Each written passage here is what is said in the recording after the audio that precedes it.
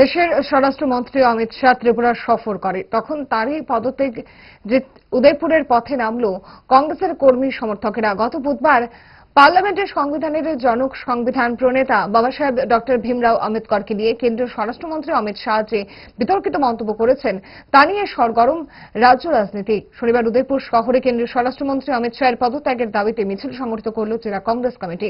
উপস্থিত ছিলেন জেলা কংগ্রেস কমিটির সভাপতি টিটন পাল, প্রদেশ কংগ্রেস কমিটির সাধারণ সম্পাদক মিলন কর, ব্লক কংগ্রেস সভাপতি নিত্যগোপাল সাহা সহ আরও নেতৃত্ব।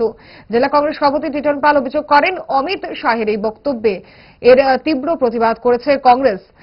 তিনি আরো জানান, বিজেপির 5 পরিবারের 17 জন ভোটার এদিন কংগ্রেস দলে যোগদান করেছেন।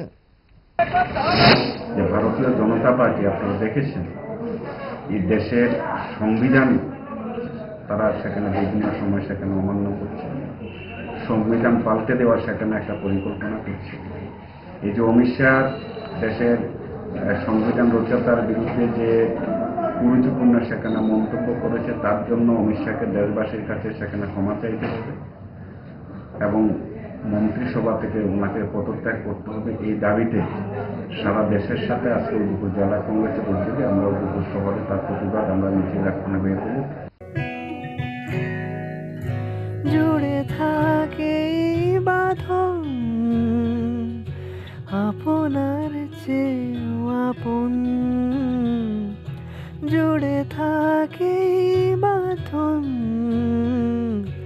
আপনার চেয়েও আপন, আপনার চেয়েও আপন। স্বর্ণ কমল